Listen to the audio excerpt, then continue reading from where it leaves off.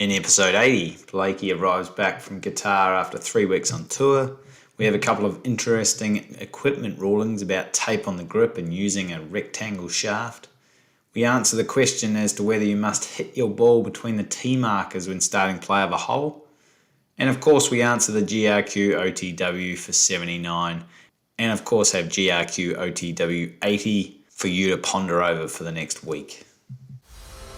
Golf is a test of character before it is a test of skill, and playing by the rules of golf will definitely test your character. Welcome everyone to the GRQOTW for episode 80. It's Blakey here, and with me is Stuart McPhee. How are you, Stuart? I'm great, Blakey. Good to see you. I think you may be back in your home office, back in Melbourne after all of your travels. How are you feeling? I am tired. I arrived this morning on Etihad Airways, so thanks, Mr. Etihad, for getting me here safely. But I am back, and yeah, we'll just rest up now for a couple of days at least, and then get back to doing stuff at home. You know, the girlfriend's got a list of things that I need to get fixed. So, and then I'll be off to Thailand in probably about 12 days. So we have an international series event at Black Mountain in Thailand, which will be good. You know, I must applaud your commitment. You arrive home this morning, and within X hours, you're doing your next podcast. You must love this stuff. Yeah, it's just a way of keeping me awake. Okay. Whatever works. Of course I enjoy it. And, you know, we're up to episode 80 now, so going pretty good. So, first of all, let's get the GRQOTW 79 out of the way. What is the question first, Stuart? Sure. The question is on the par 3 third at Wombat Hills. Helen's tee shot might be lost at the back of the green, so she plays a provisional ball that is holed. As they approach the green, Helen chooses to not look for the original ball. However, Charlotte, simply out of curiosity, wanders out the back of the green for a quick look. Charlotte finds what she believes is Helen's original ball and tells her. Helen says, you know what? It doesn't matter anyway. This ball is holed, as she retrieves the provisional ball from the hole. What is the ruling? Yeah, so this is a tricky one. Is the ball in play, or which ball is the ball in play? Because Charlotte had found a ball that could have been Helen's ball, then Helen has to go and identify whether it is her ball or not. Now, to get her ball that was in the hole, the ball in play, even though technically if once it's a hold, it's not the ball in play, to make that the ball that counts, Helen would have had to grab it out of the hole, pick it out of the hole, before Charlotte had found a ball and let Helen know that there was a ball over here. So a couple of ways to, you know, avoid that situation. Helen could have asked Charlotte not to look for it, although Charlotte doesn't have to abide by that. Helen could have run up to the hole and grabbed the ball before anyone started looking. Or instead of playing in provisional, you just play under rule 18.1, stroke and distance. And then there is no potential other ball in play. Is that right, Stuart? Yeah, spot on, of course. Clarification, 18.3C2/3. So long as the original ball has not already been found in bounds, the score with a provisional ball that has been holed becomes the player's score for that hole when the player lifts the ball from the hole. Since in this case, lifting the ball from the hole is the same as making a stroke. So it's the action of lifting it out that actually finalises that hole for Helen. And as you said, the fact that Charlotte had found something, wasn't sure if it was hers or not, and the ball provisional that is in the bottom of the hole hasn't actually been removed yet. That's unfortunate for Helen. She needs to go and try to identify that other ball. And I don't want to hear the next conversation between Helen and Charlotte after that. Yeah, that's tough. Now, if she wanted to declare it lost and then take the ball in the hole, can she do that? Oh, you can do half of that. So you can take the ball out of the hole. Can't do the first bit.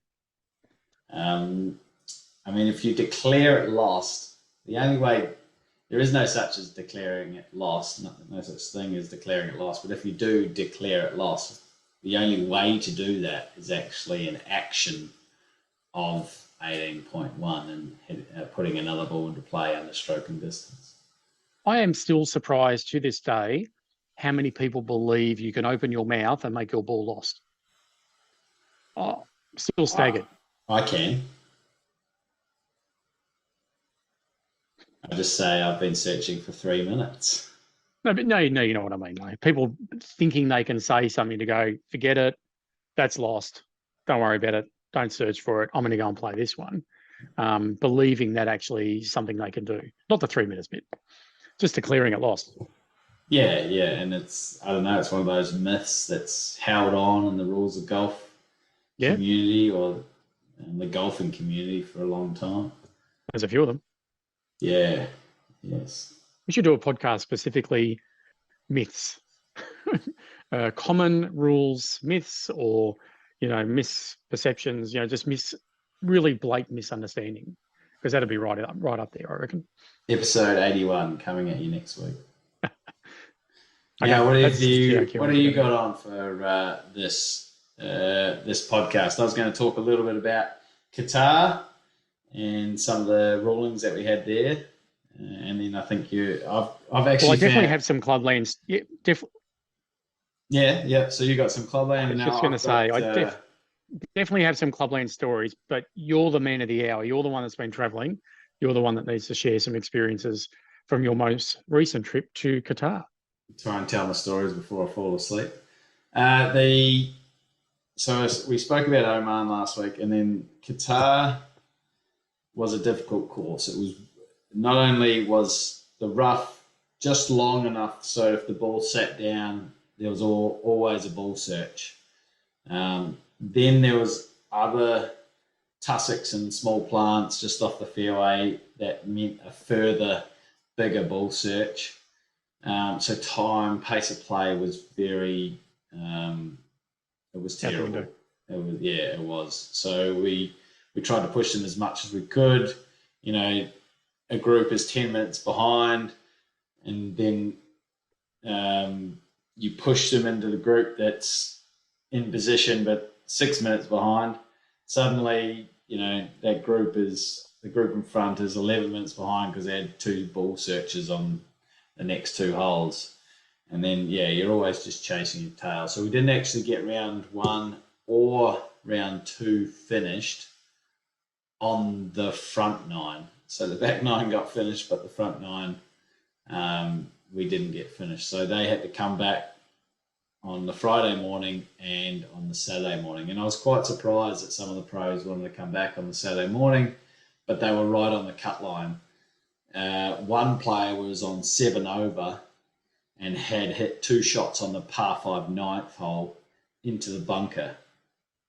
And our policy is that we have a sunset hour or sunset time. And once it gets to sunset time, then if a player wants to stop after that time, they are allowed to. Okay, so that's one of our hard card local rules, effectively.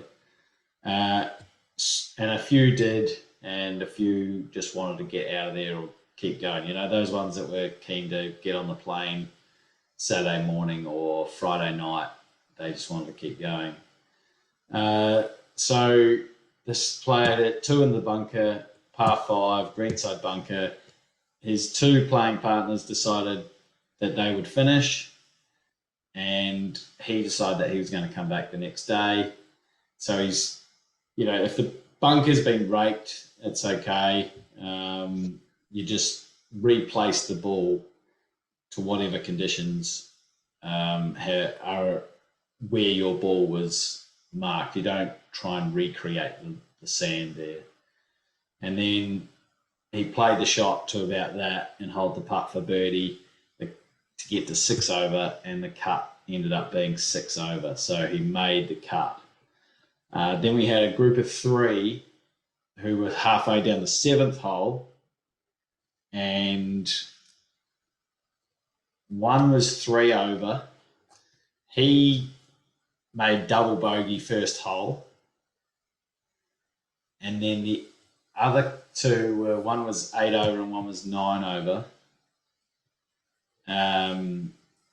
No, sorry, one was 7 over and one was 8 over. I think the 8 over made bogey, so he was gone.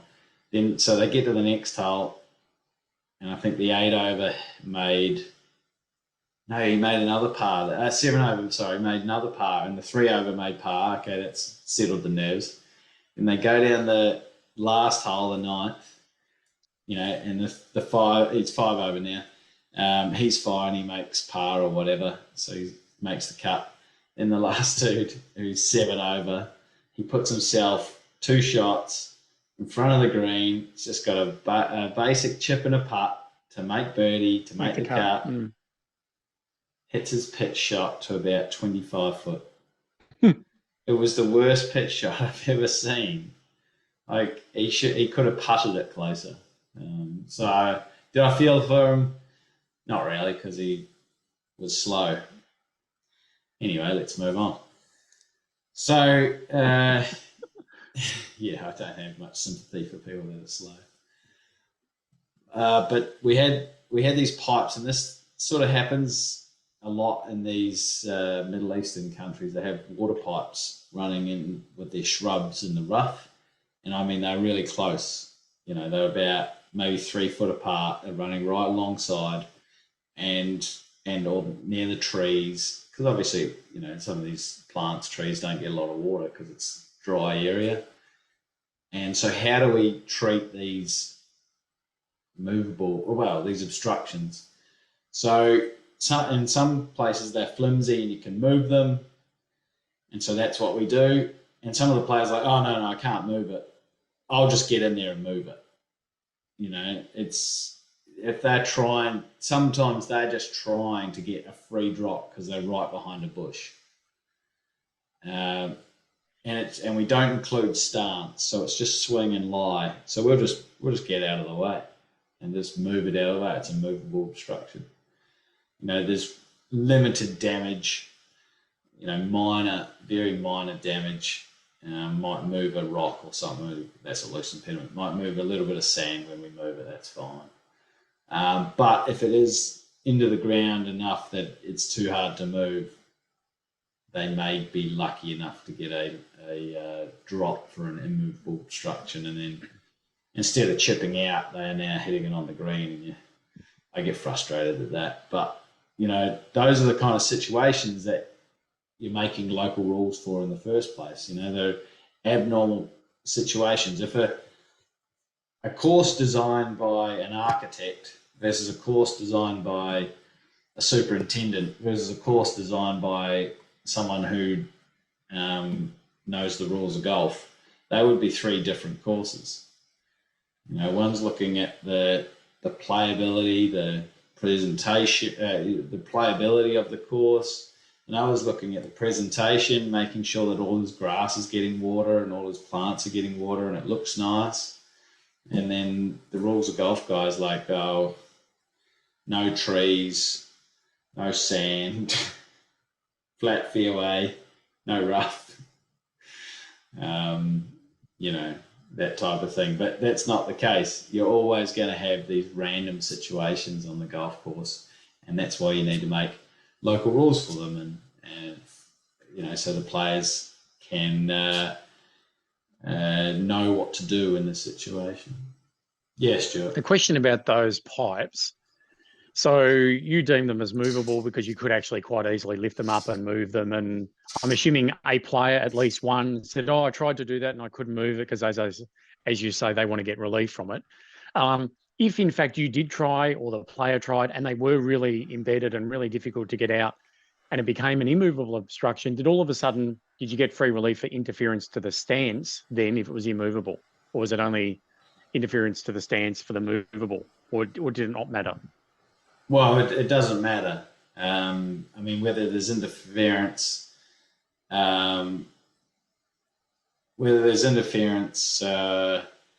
to stance, it doesn't change whether it's movable or immovable. Okay, Sorry. so it didn't make a distinction between the two. No, that doesn't matter because if you don't have interference, it can still be. You still can get relief from a movable obstruction, is what I'm saying. If you don't have interference from a movable obstruction, you can still move it. Whereas if you have interference with an immovable obstruction, that is the only time you get relief. You don't get relief from an immovable obstruction when you don't have interference. No, of course. But I know what you're saying. Oh, okay. So the stance doesn't matter at all for either under our local rule. Got it. Okay, so it did actually, clear that up. So if they're only standing on the pipe, they can try and move it. If it doesn't move, they're not going to get free relief. Got it. I knew what you were saying. I was just trying to work out how to say it clearly enough. Okay. So we had those little things. There's a lot of rocks. Like that was a sort of the feature of the course. This sort of rock, it was built on rock effectively, and there was some of the rock just off the fairway, or just off the rough, actually, just off the grass, had actually been flattened down, bulldozed, smoothed over, so it looked like concrete or whatever. But we deemed that an integral part of the course, or an integral object for the week as well. So the only artificial paths that you could get relief from were the paved ones, the actual asphalt. You couldn't get relief from the stone or the, I guess it's a rock path, a flattened rock path. So that was good. I mean, if we'd been trying to give relief for that, we would have been out there for years.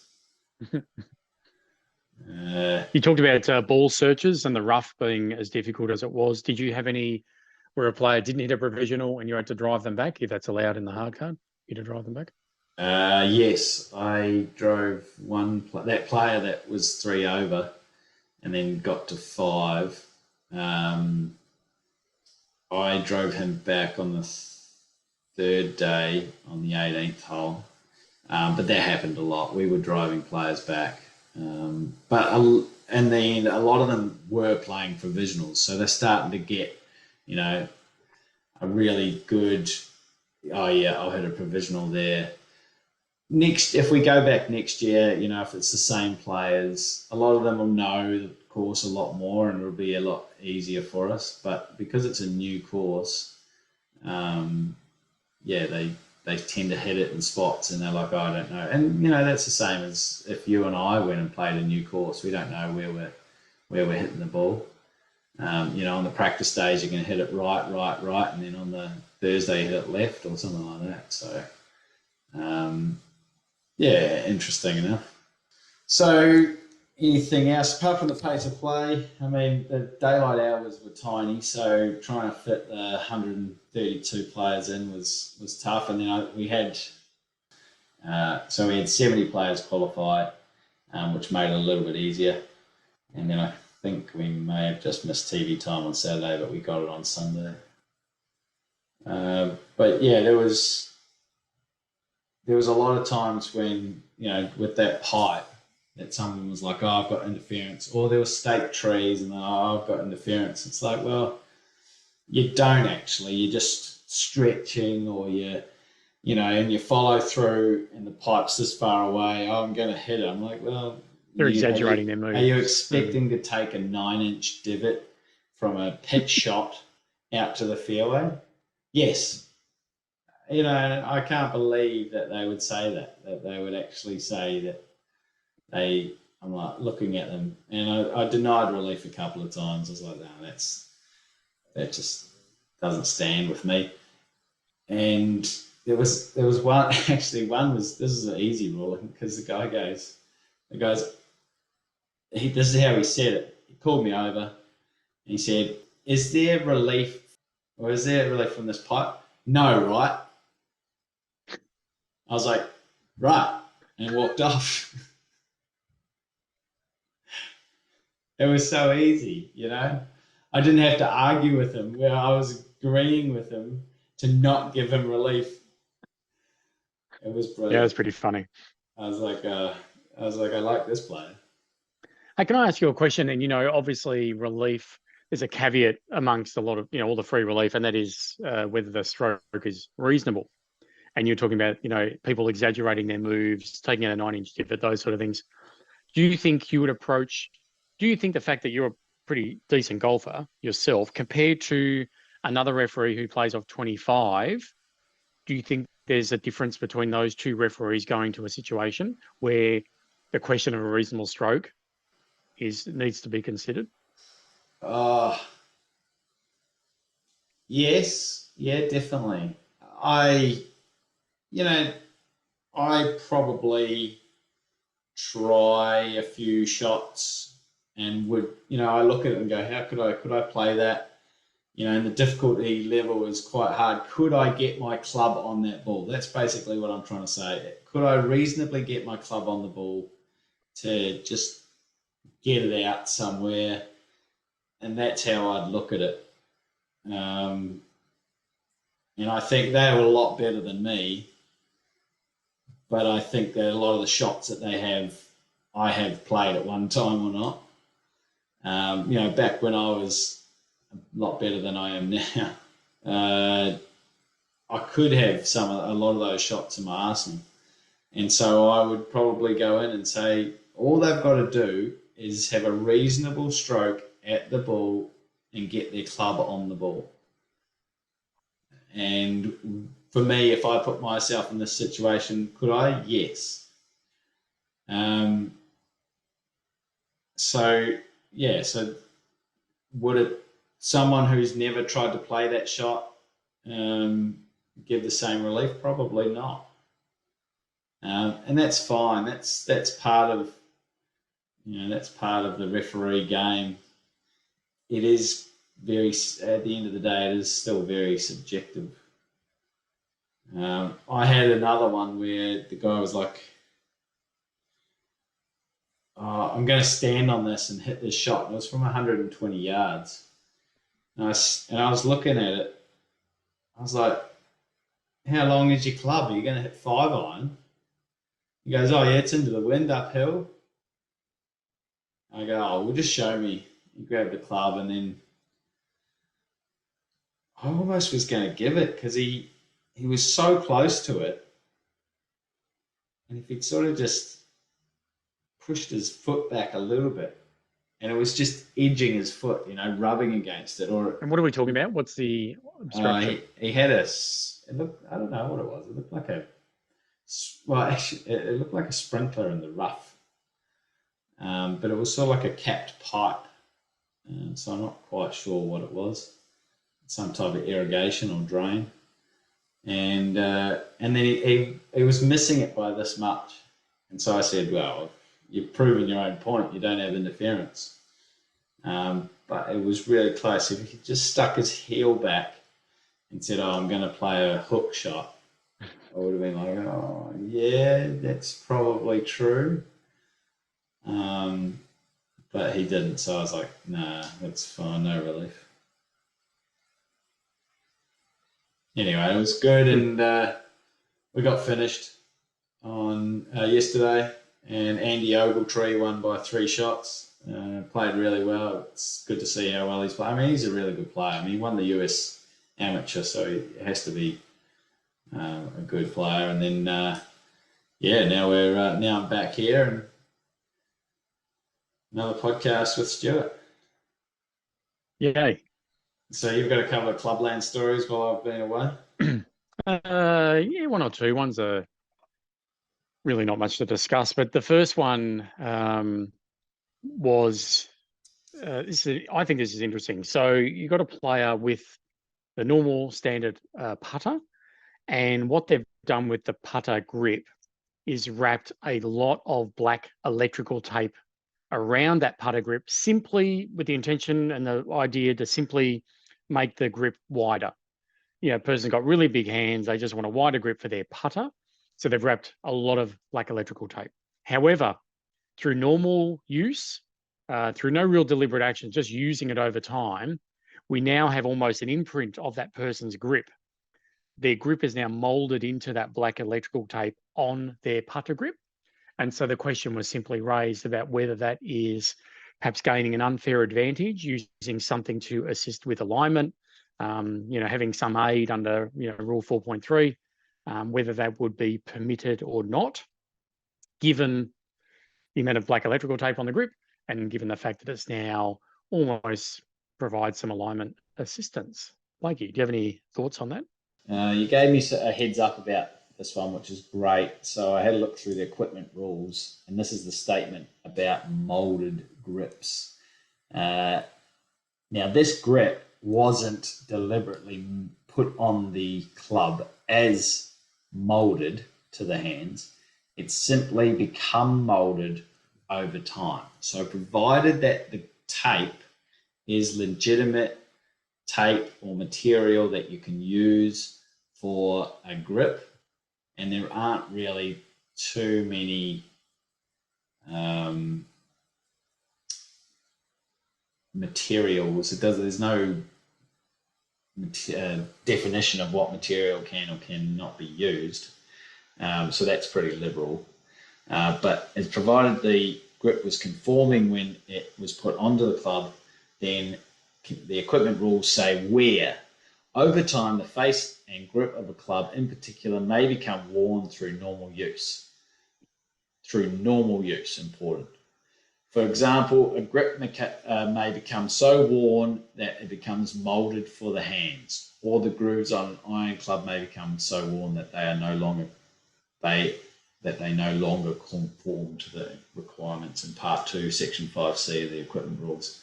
So if you are sleeping with your club at night, holding it there, it's probably not normal use.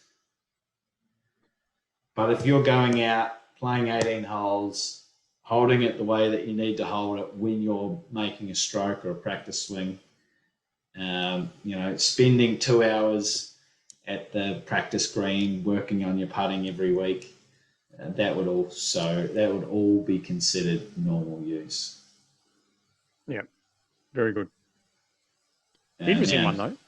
It is an interesting one. It's interesting to delve into. It's interesting to delve into the equipment rules. It's like another whole pretty section. Technical, can't it? The equipment rules. Oh, incredibly technical. There's 99 pages in the equipment rules version 2 of 2020, and lots of numbers. If you're a rocket scientist, you could probably have a go at understanding all of it. I actually had to look up one before I was telling you. So someone on Instagram has posted a video of themselves using a broken ice hockey stick as a putter shaft. Now, I've had a fair few say, what's the ruling?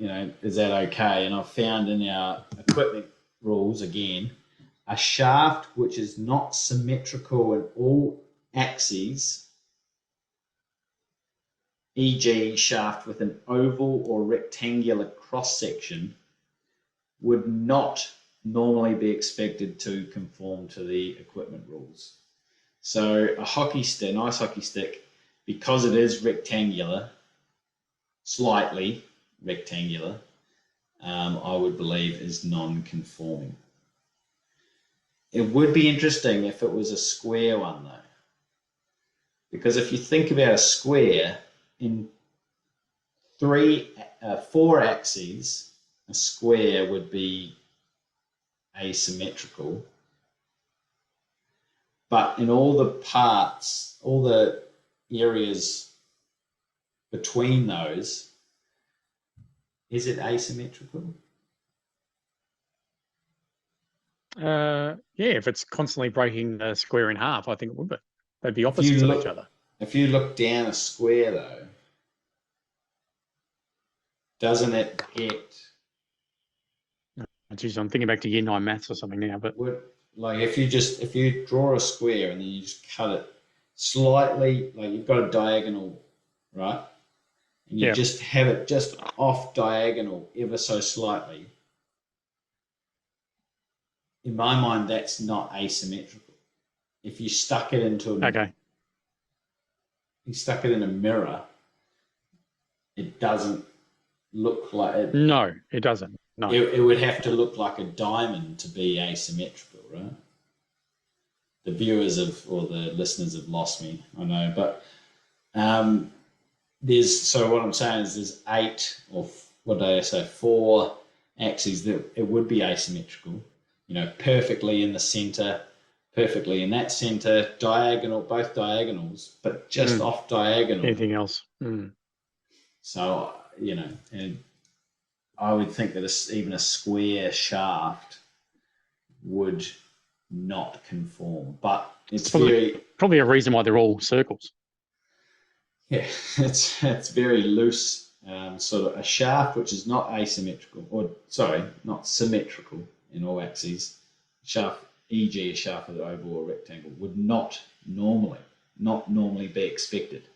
How's that for? Well, we don't want to hang our hat on it, exactly. But we'll leave it up to you. It's highly recommended that it is unlikely. And then put in 2 more double negatives or something to conform to the non-conformity. No. Anyway, so I'd say ice hockey sticks. I'd say don't use them as shafts for putters. Now another one. I had a clubland story. This is brilliant. My buddy lost a tournament. This is off Instagram. My buddy lost a tournament today because he got a 2-stroke penalty after teeing up his ball within the rectangular area that he can tee up. But the ball itself not going through the tee markers. I am 95% sure what he did was legal, but couldn't find any info on the ruling. So, sorry, the ball has been teed up correctly in the teeing area. Yes. But when the ball was struck, yes, it physically its path didn't go between the tee markers. Correct. That is the question, or that is the situation. And he has lost an event over this. Close, but it just said that he got a 2. Oh, yeah, it does. Yeah, my buddy lost a tournament today because he got a 2-stroke penalty. Now, I have footage of Bubba Watson doing this in a PGA tournament, and I bet he didn't get a 2-stroke penalty. I 100% guarantee he did not get a 2-stroke penalty. So we know 6.2 covers the teeing area rules, and there's not a lot to it, the teeing area rules. But I don't believe one of those rules is the requirement to make your stroke travel between those 2 points. Does the definition of line of play say you must strike your ball at the hole? No. Or does it say you must strike your ball through the tee markers when starting play of the hole? No. We know the line of play is not necessarily a straight line either. This is but as a pro tournament. Yeah, how can they get that so wrong? Especially when it's an unusual situation, and that would only take 30 seconds to just have quickly someone scan through 6.2, get a second opinion, especially when the stakes are what they are. Just because you haven't seen something before doesn't necessarily mean that it's conforming. Not permitted. Yeah. Or non-conforming, permitted or not permitted, allowed or not allowed. You can't assume either way. You can't assume that, oh wow, that people, that's a myth, right? Yeah, right. Oh, you can declare your ball lost because Stuart did it the other day. I mean, it obviously would be unusual. You've got your tee in the tee ball teed up in the teeing area, turn 90 degrees right and hit it that way. Yeah, That would be unusual, It would be unusual if it was a straight hole. Yeah, be unusual to do it, but doesn't mean you can't do it. But if it's a dogleg hole, it might be quite smart to do it that way. If there's a big tree on the left-hand side, exactly, and you go over and tee off on the right-hand side and hit this big cut. And how about when you see a player take their, with their driver, actually mark out the teeing area?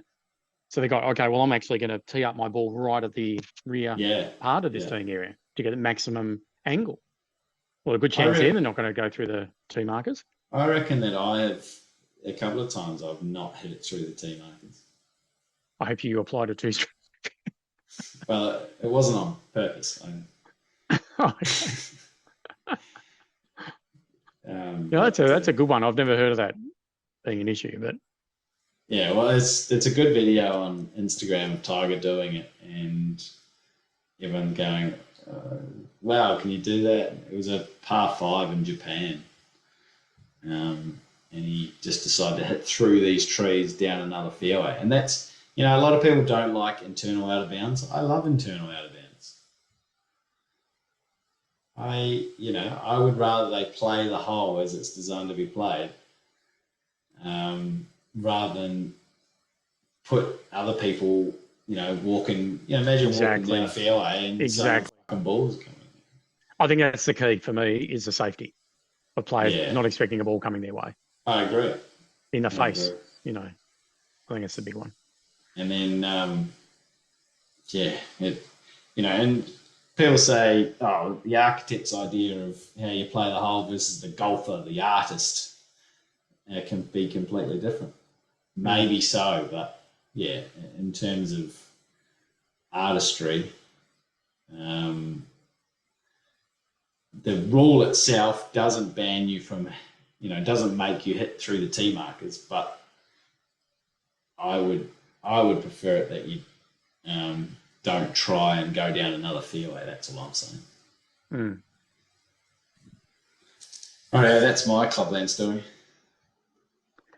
Look, I only got one more. It was pretty brief. It was just an interesting observation because you don't see it happen a lot, just like what you mentioned, that there's a player just off the green about to just chip on, maybe 3-5 meters off the green, about to chip on.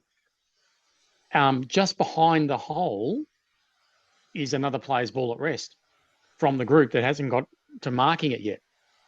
In other words, this ball at rest on the putting green could potentially assist the player who's about to play from off the green. Now, you and I know what Rule 15.3 says and about players coming to an agreement and the like. But this player about to chip said, can you hurry up, please, and actually mark that ball and get rid of it for me, please? And that just struck me as that is almost what is the opposite of what the rule is designed there in place. I just found it unusual that this ball could potentially assist him. And he said, no, get rid of it. I don't want it there. Mark it, lift it and get it out of the way. And I just found that quite odd rather than using it to any possible advantage. That's good. I like that guy. We should have him as the role model for backstopping. Right. So GRQOTW number 80. What have you got for us, Stuart? I do have one. GRQOTW for number 80. So Big P and Andy the Average Golfer are playing a match. Andy the Average Golfer has pushed his tee shot well right and thinking it may be lost, plays a provisional ball, which lands on the fairway, as they always do. When they arrive at where Andy's ball is expected to be, a group on another tee confirms that his ball has entered and come to rest in a very large area of ground under repair. Andy considers his options for taking free relief from the GUR and decides his next shot over the GUR will be incredibly difficult. So he walks back to the fairway and continues play of the hole with his provisional ball. Big P claims the hole immediately as Andy the Average Golfer has played a wrong ball. You're called in as the referee. What is your ruling? Did you make this situation yourself? Well, you and I discussed this previously. This is situation. I'm not going to say ridiculous question. What an interesting situation. Well, you and I discussed it before, and I just wrote this up before we came on the air, and because we've just spoken about it. So there it is. There's the question. Okay. Well, I look forward to hearing everyone's thoughts about it. Now, can you? So you haven't started play of the hole yet, right? Can you call your first ball on the tee your provisional ball? Oh, jeez. I'll have to go to 18.3. Again, it's one of those unusual situations. I've never heard someone ball. So I'd have to think if there's no, but that's an educated guess. I'm just going to have a quick squiz. This wasn't supposed to be a question. I was just thinking, because I was thinking, well, the provisional ball always seems to go down the fairway, right? So why can't you just call your first ball your provisional ball? If it makes you feel better on the tee because you think you play your provisionals better, you can whisper it, under your breath or something. You may play a ball. It says if a ball might be lost outside a penalty area or might be out of bounds. So you can't. Yeah, okay. So you can call it a provisional ball, but in no way, shape, or form does it actually. Is it a provisional ball? Do you get penalised for calling a provisional ball? No. No, because you haven't started the hole. No. You haven't got a ball in play. I'm going to do it tomorrow. I'm playing tomorrow morning. I'll do it tomorrow. I'll stand up on AT and I'll go, I'm playing. This is going to be a provisional. Do it. I'll just see what people say and I'll report back to you. And then I want to know whether that ball goes in the fairway or not. I might do it a few times then. Get a good sample. I'll be interested in what people's responses are. No, you can't overuse it. You overuse it, it will definitely, the likelihood of you hitting in the rough will be very high. Yep.